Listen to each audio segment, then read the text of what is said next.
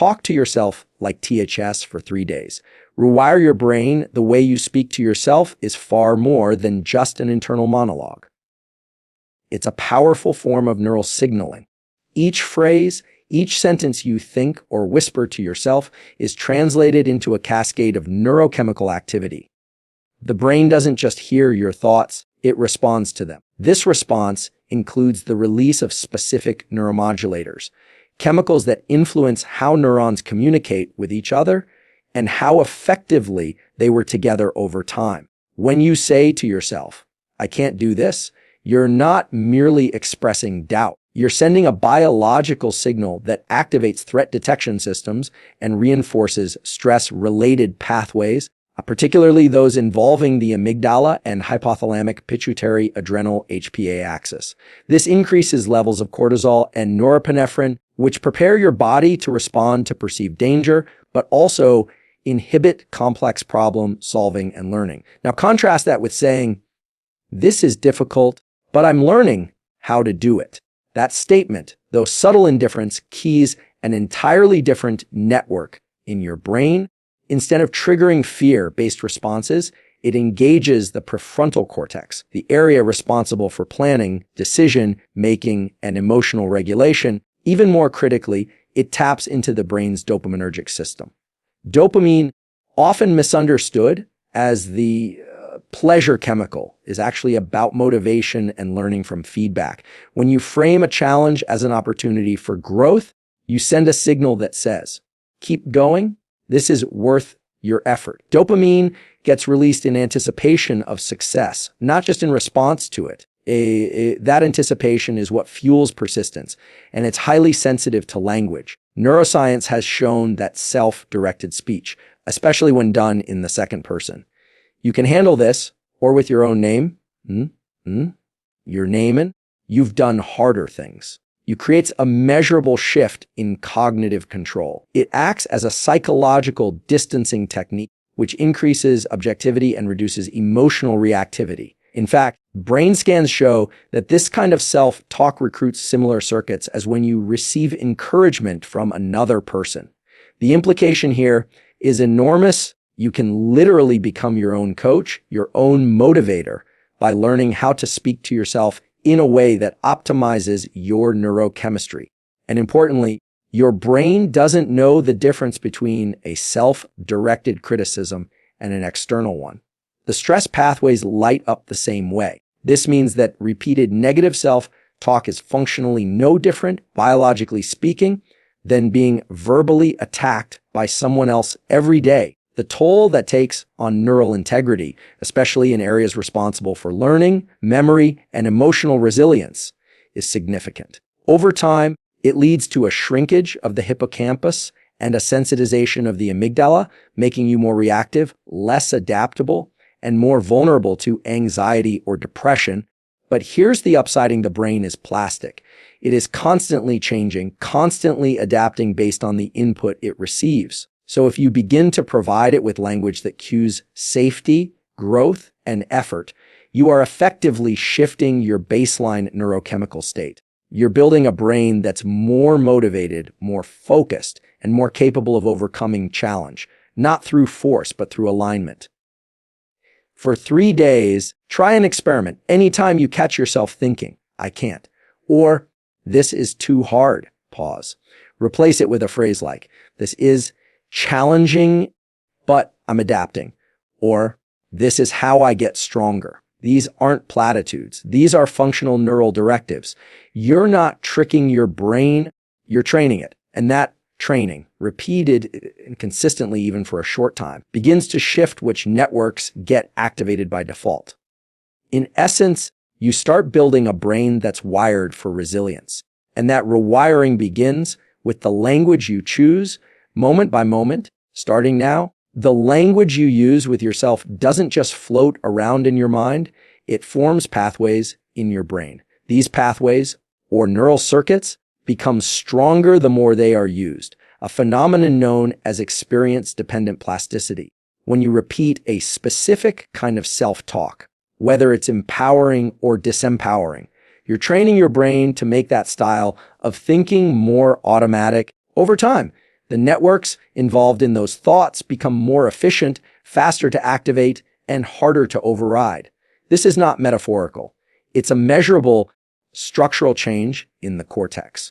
Let's consider the brain's salience network, which helps determine what your brain should pay attention to. If your self-talk constantly revolves around fear, doubt, or failure, the salience network becomes biased toward identifying threats. You begin to see more danger, more reasons to avoid risk, more reasons to hold back. Not because the world changed, but because your brain has been taught to prioritize that input. The default becomes pessimism and defensiveness. In this state, even neutral events are interpreted as negative. A short email from your boss becomes a sign you're in trouble. A missed workout becomes evidence you lack discipline. Your internal language cues these interpretations, and your brain adapts to fit them. Now consider the opposite. When you speak to yourself with a focus on learning, effort, and adaptability. Statements like, "I'm not there yet, but I'm getting better," or "This is tough, but I've overcome things like this before." You activate a different set of brain regions, especially in the prefrontal cortex. This area is essential for higher order thinking, emotional regulation, and long-term planning. More importantly, it plays a key role in top-down control, your ability to override fear-based impulses and respond with intention. With consistent practice, this form of self-talk strengthens the circuits that help you stay calm under pressure, solve complex problems, and stay aligned with your goals even when things get difficult. Repetition is the lever here.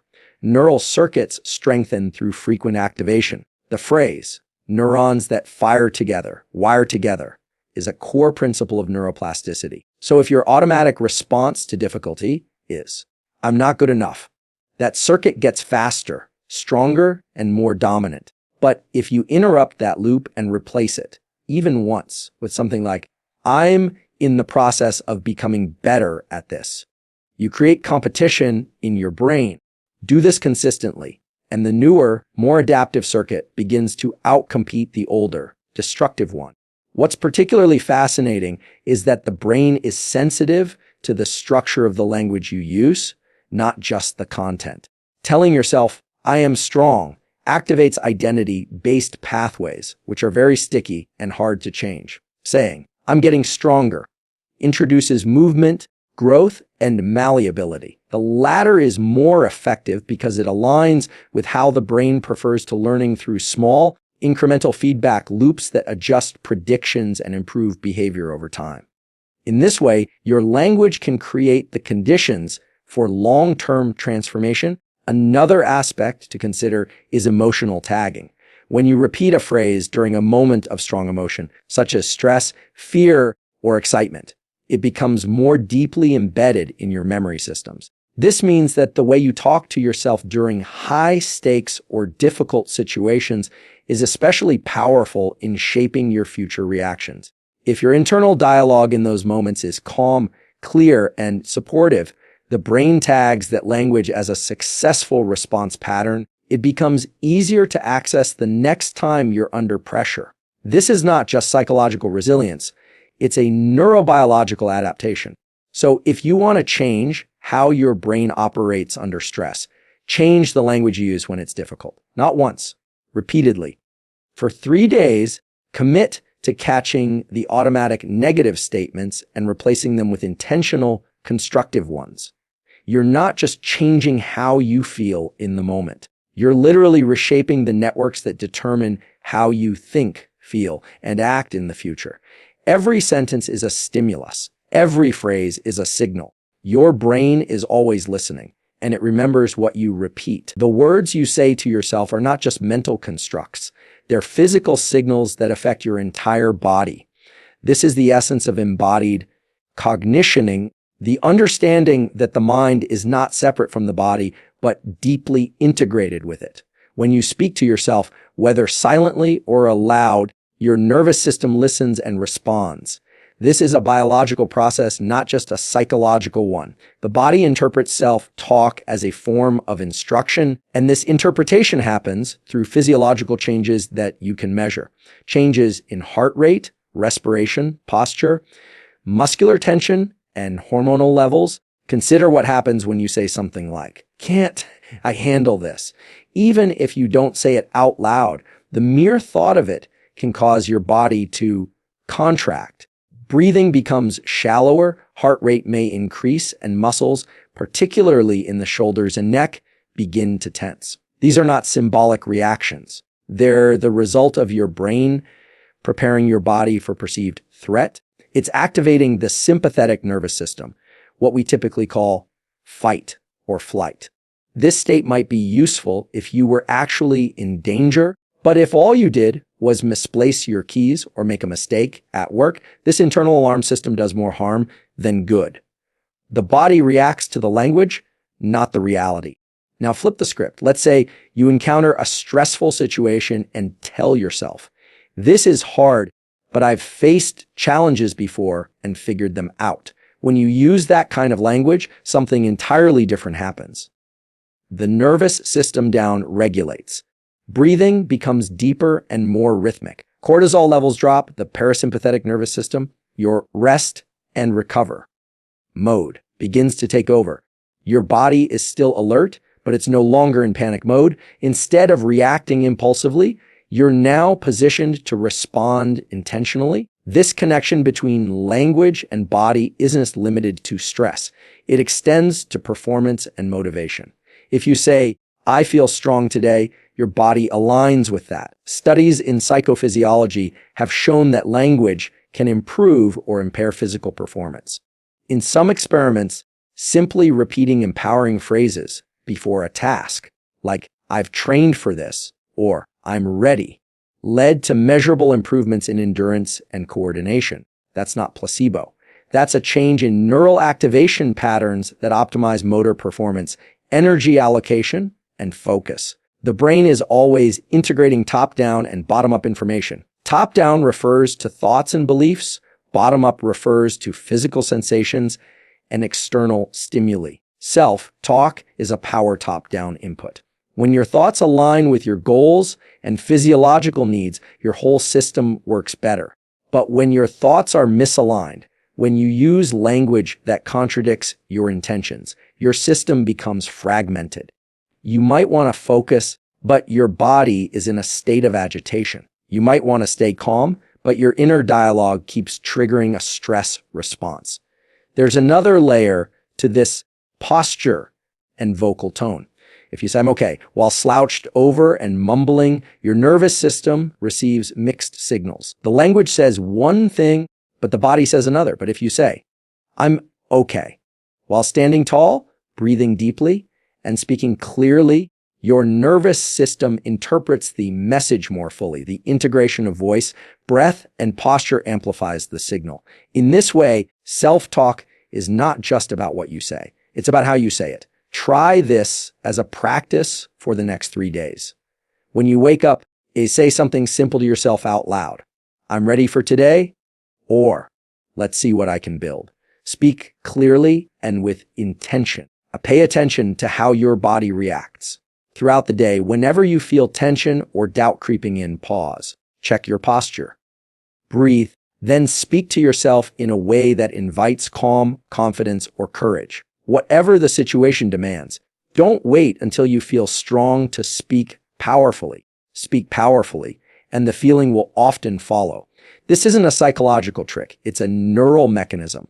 When your words and body work together, you create a loop that reinforces the state you want to be in.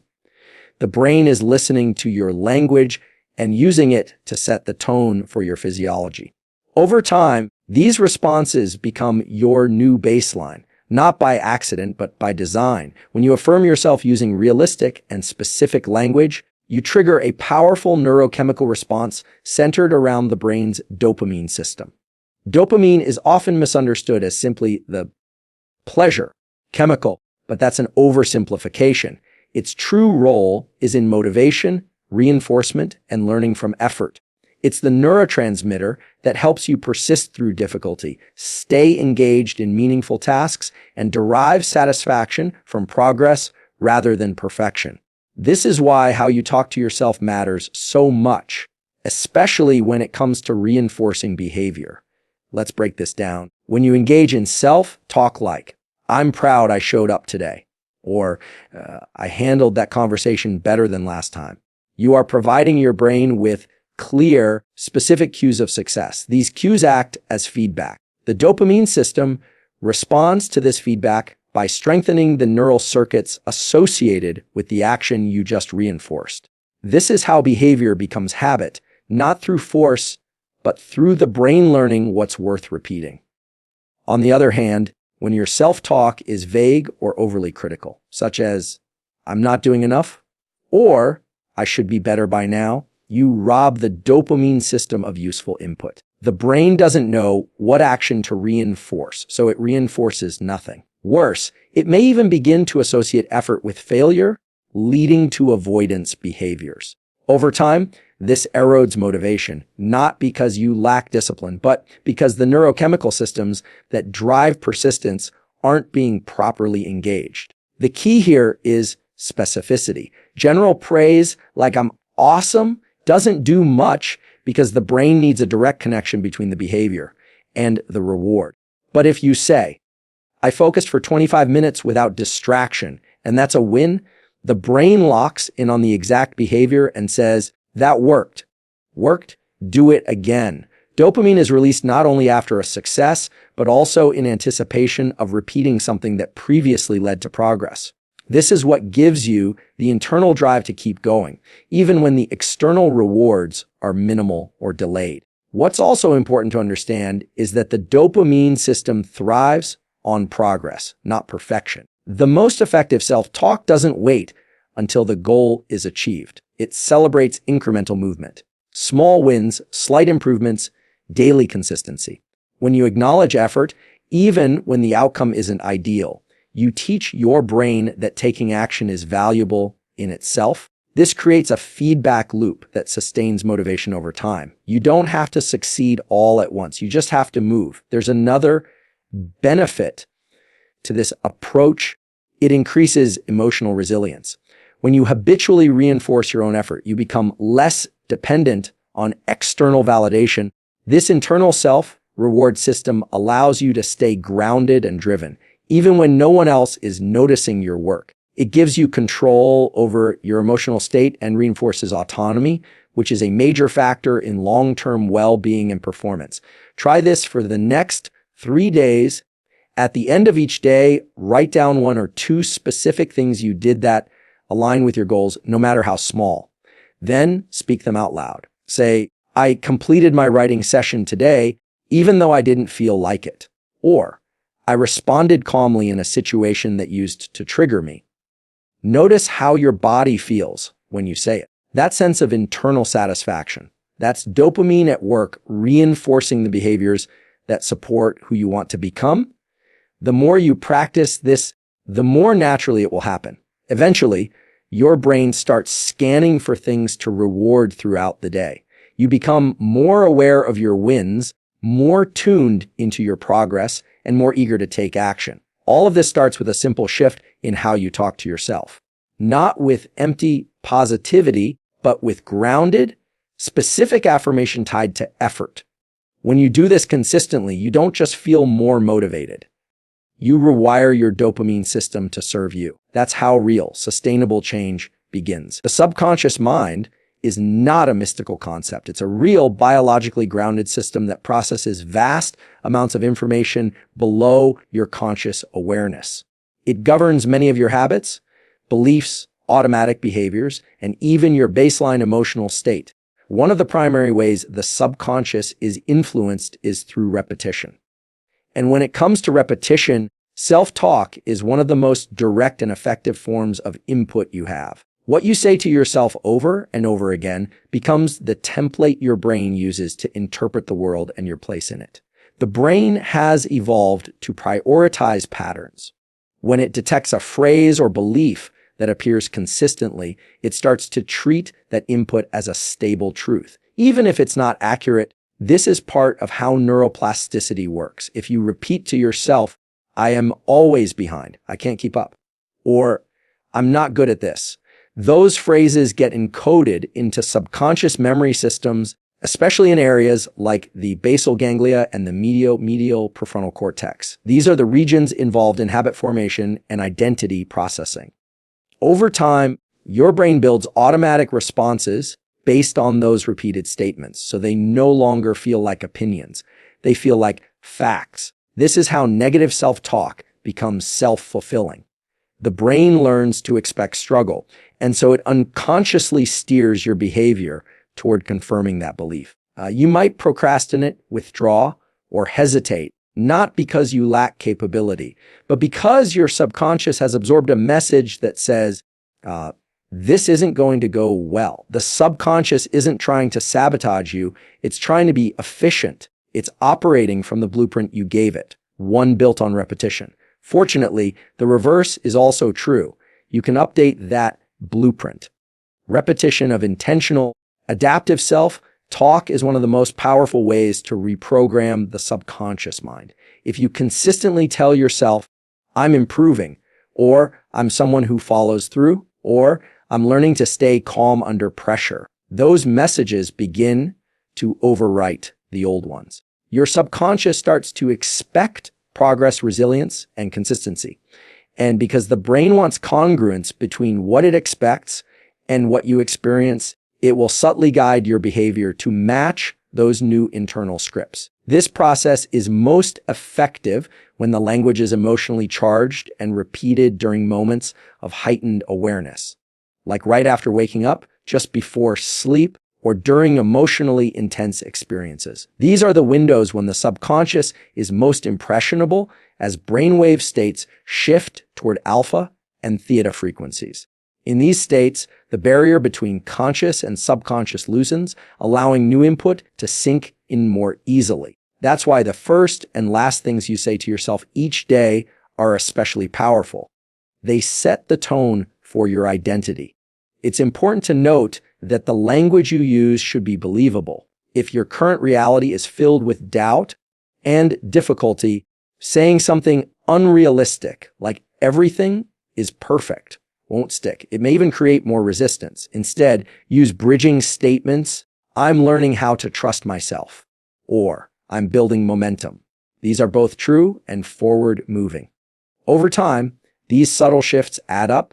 The subconscious doesn't need dramatic declarations. It just needs consistency. For the next 3 days, try a simple but powerful practicing and choose 1 or 2 phrases that reflect the identity you're working to build. Something like, I'm the kind of person who keeps going, or I'm becoming more focused every day.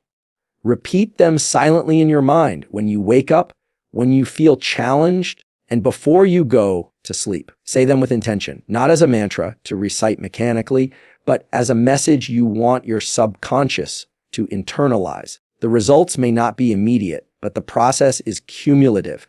Repetition creates recognition, recognition creates belief, and belief drives behavior. Over time, your subconscious starts to operate from a new set of instructions, ones that support your goals, your growth, and your ability to change.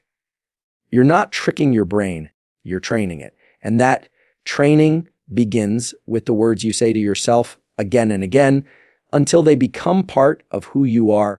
One of the most powerful but often overlooked aspects of self-talk is the way it creates a feedback loop between your thoughts, behaviors, and identity. The statements you make to yourself don't just reflect how you feel.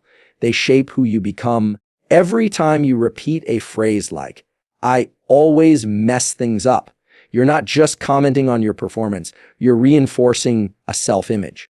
And once a certain identity becomes locked in, the brain begins organizing behavior to stay consistent with it. The nervous system favors familiarity, even when that familiarity is dysfunctional. That's why it's crucial to be intentional about the language you use. When you say something repeatedly, your brain begins to treat it as a rule, not just an observation. It builds pathways in the prefrontal cortex, basal ganglia, and other identity-related regions to support that rule. This doesn't just affect how you feel in the moment. It influences your choices, habits, and long-term trajectory. So, When you shift your self-talk to reflect the person you want to become, rather than the person you've been, you start creating a future-facing identity, and your brain adapts to support it. There's a concept in behavioral science called identity-based habits. The idea is that the most lasting change happens not when you focus solely on goals like losing weight or writing a book, but when you build behaviors that confirm a new identity, like becoming a healthy person or a consistent writer. The language you use to describe yourself, is a core part of that. If you repeatedly say, "I'm someone who finishes what I start," your brain doesn't just hear that as a motivational phrase. It begins adjusting your attention, energy, and decision-making patterns to align with that identity. Here's where the feedback loop becomes truly powerful. Your new identity language influences your actions, and your actions reinforce that identity. It's a closed loop system. Each time you follow through on a workout, a meditation, or a tough conversation, and then affirm it to yourself with words like, "That's like me," or "I'm proud I handled that," you lock in a micro proof point that shapes your future self. The more often you do this, the more automatic it becomes. Eventually, you no longer have to force the behavior.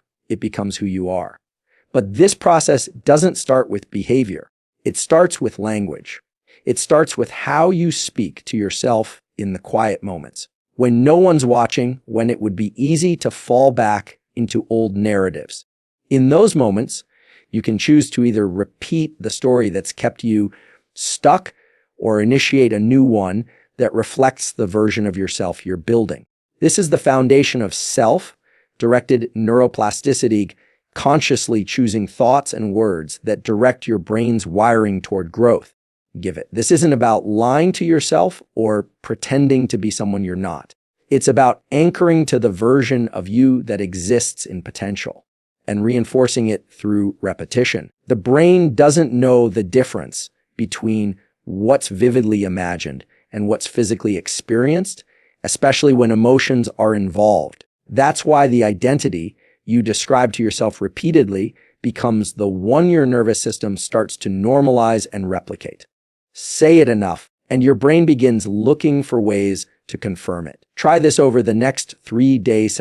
Every time you complete a small action that aligns with the identity you want, whether it's reading, being patient, or staying focused, reinforce it with intentional language.